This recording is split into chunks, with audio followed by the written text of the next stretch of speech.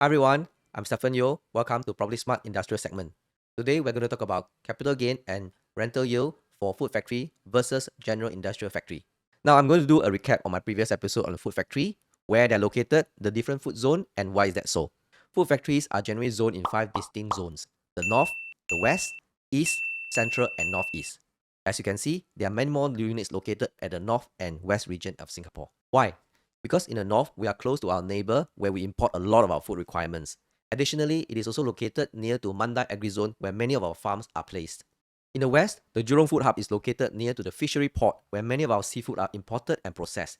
Therefore, there are many food factories around this area also. Today, I'll be covering two important topics: rental yield and capital appreciation between food factories versus regular factories, and also leasehold versus freehold. Rental yield between freehold versus leasehold will be different. All else being equal, freehold properties will cost more to purchase as compared to a leasehold property.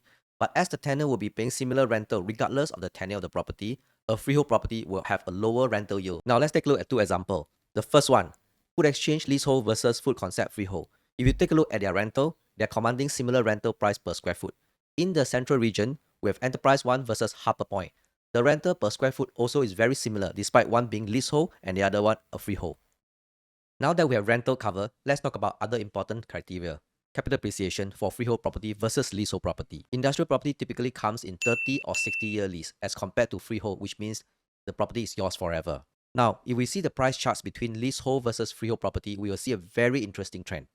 Indeed, for the period 2008 to 2021, freehold industrial property price increased by 142% versus 48% for leasehold property. If we were to narrow down to District 25, where there are many industrial properties, you will see that the price increase is even higher at 166%. Now, if we were to dive in deeper and compare two projects in District 25, you will see major price differential between food factories and general factories. Comparing Food Exchange, which is a leasehold food factory, versus Woodlands 11, which is a leasehold general factory, we will realize that Food Exchange prices had increased by 111% versus 16% over the same period of time, 2011 to 2021.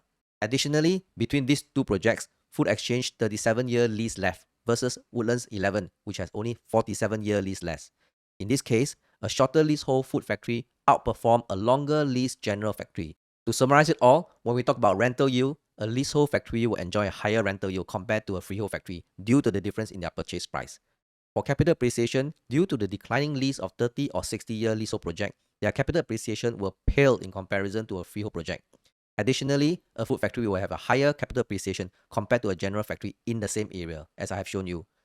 Thank you for joining me today. Stay tuned for my next episode and do remember to like and subscribe.